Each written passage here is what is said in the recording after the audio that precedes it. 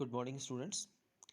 Students, as in our previous video, I discussed about enzymes and their characteristics, their similarities with inorganic catalysts as well as differences with inorganic catalysts. In the same series, today I will tell you that how can we go for the nomenclature of enzyme and what are different classes of enzymes. So students, there are few rules or few postulates which we have to follow while we are going for the nomenclature of enzymes.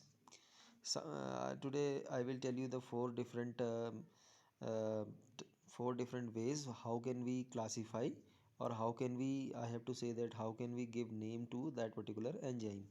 First, adding suffix ase to the substrate on which they act. So sometimes we are giving names to a particular enzyme, ठीक है, on the basis of the substrate in which the enzyme is going to act, यानी कि enzyme जिस substrate के ऊपर काम करने जा रहा है उस सबस्ट्रेट के नाम के पीछे एज अ सफिक्स हम ए ऐसी एज जोड़ देते हैं तो आपका nomenclature हो जाता है. For example sucrase means sucrase is an enzyme which acts on sucrose. ठीक है. Similarly proteases means a kind of enzyme which acts on proteins. ठीक है. Here we are adding a suffix A S E. Okay. Second point I want to discuss with you. ठीक है. Second convention of nomenclature is, ठीक है, according to physiological activity it catalyzes. Sometimes a particular enzyme is acting or performing a specific kind of activity. Means sometimes क्या होता है कि कोई कोई एंजाइम जो है एक पर्टिकुलर एक्टिविटी के लिए रिस्पॉन्सिबल होता है. फॉर एग्जांपल कोई एंजाइम ऑक्सीडेशन के लिए रिस्पॉन्सिबल है तो हम उसे ऑक्सीडेज कह देंगे. ठीक है. Similarly dehydrogenase, D carboxylase.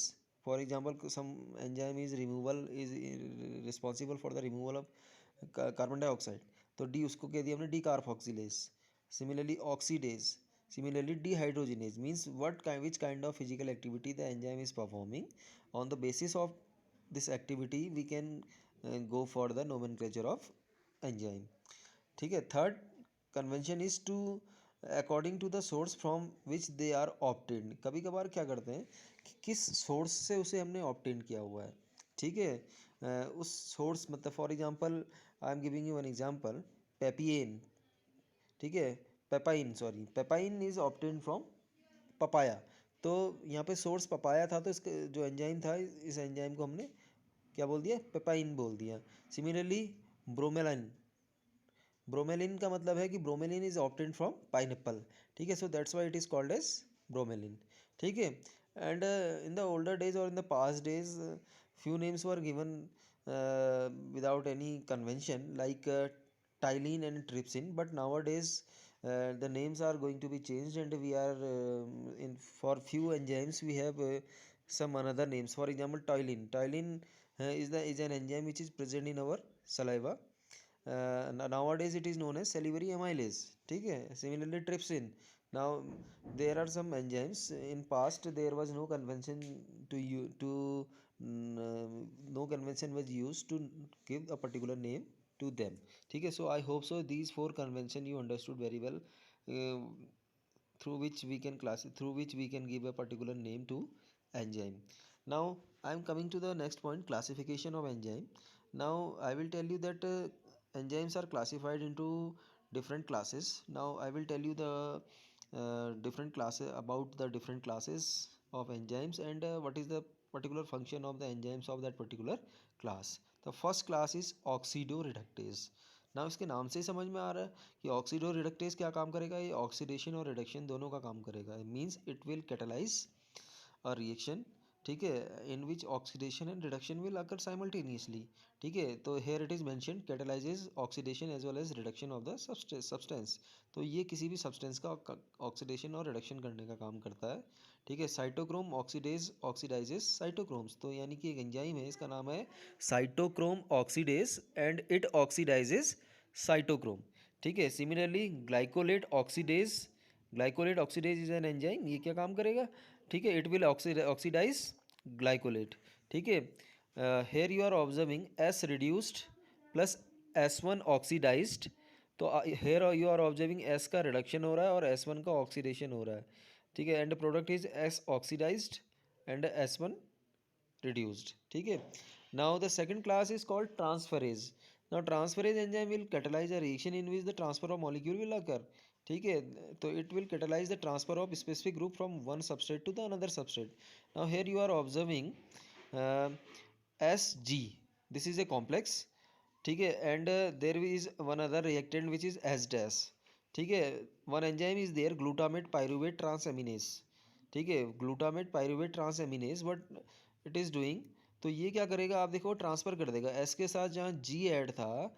अब देखोगे आप एस आपका सेपरेट हो जा रहा है और इसको ट्रांसफ़र होकर के इसकी जगह खुद एस डैश आ जा रहा है. तो यानी एस प्लस एस डैश जी, पहले कॉम्प्लेक्स था एस और जी के बीच में, अब जो कॉम्प्लेक्स बन गया आपका एस डैश जी. यहाँ पर जो ट्रांसफेरेज एंजाइम है ये ग्लूटामेट पायरुवेट ट्रांसएमिनेज, ये क्या कर रहा है, ट्रांसफ़र कर दे रहा है किसका, ग्रुप्स का.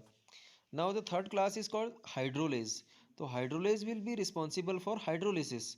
ठीक है, now catalyse break down of the large molecule into smaller molecule with addition of the H2O. यानी वाटर के साथ रिएक्शन करके किसी भी सब्सटेंस का ये उसे ब्रेक कर देगा. ठीक है, एमाइलेज, हाइड्रोलेज, स्टार्च. ठीक है, जैसे एमाइलेज मैंने अभी थोड़ी देर पहले आपको एग्जांपल दिया था सेलिवरी एमाइलेज का. Salivary amylase is responsible for the hydrolysis of starch. यानी ये हाइड्रो यानी water will react with the starch and starch will break down into the simpler particle. ठीक है, here the hydrolysis will work on hydrolysis will work on hydrolysis will work on hydrolysis or addition of water and breakdown of molecule into the simpler substances. ठीक है, now fourth class is lyases. Now lyases is also a kind of enzymes and it catalyzes cleavage of specific covalent bond and removal of specific groups without the use of H2O. देखो ये भी वही काम कर रहा है जो आपका हाइड्रोलाइसिस कर रहा है. हाइड्रोलाइसिस वाटर के एडिशन के साथ काम कर रहा है, बट जो आपका लाइएजेज है ये भी वो क्लीवेज करने का काम कर रहा है. क्लीवेज मतलब ब्रेक डाउन करने का काम कर रहा है.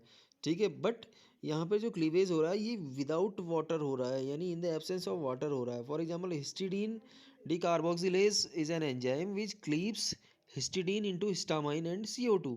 तो यानी कि ये हिस्टिडीन नाम के सब्सटेंस को हिस्टामाइन और CO2 में तोड़ रहा है. Here you are observing one example, C single bond C and X और वाई इनके साथ ऐड है. तो आप देख रहे हो कि जब लाइजेस काम कर रहा है तो एक्स वाई सेपरेट हो जा रहे हैं और आपका सी और सी डबल बॉन्ड बना करके वो सेपरेट हो जा रहे हैं. तो लाइजेस और हाइड्रोलाइसिस में कंफ्यूज नहीं करना है.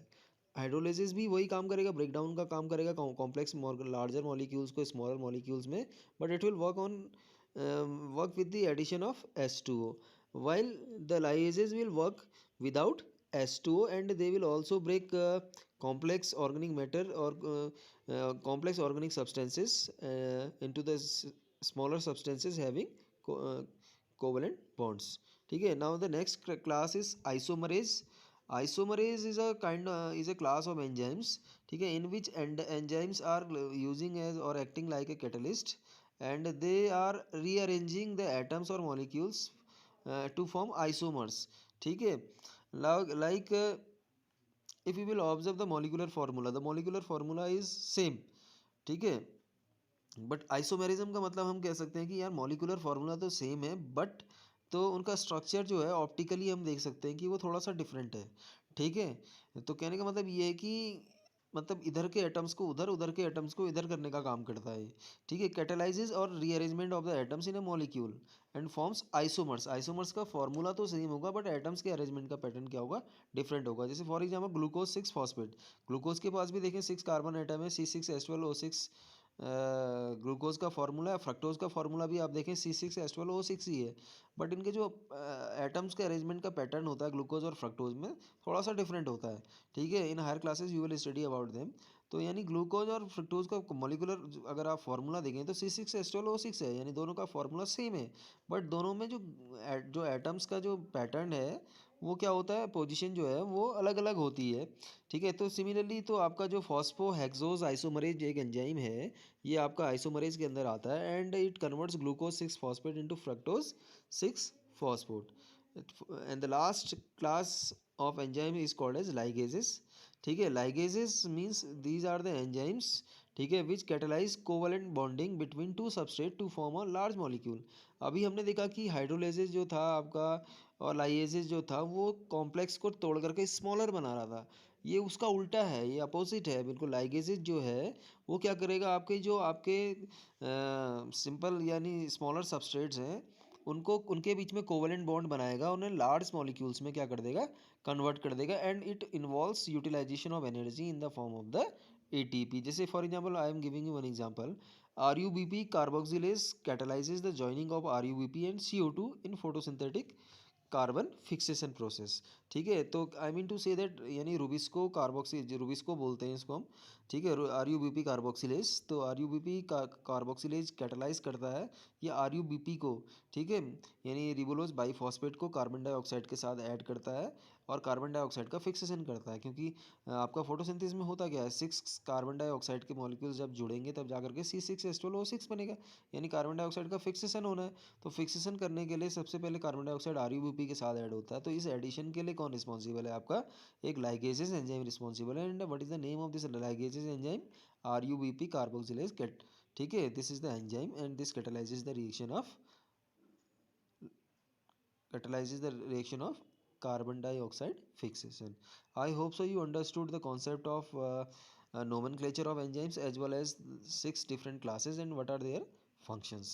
So today I am concluding myself. I hope so you understood today's topic. Rest of the topic I will discuss tomorrow. Till then, thank you, bye bye, and have a nice day.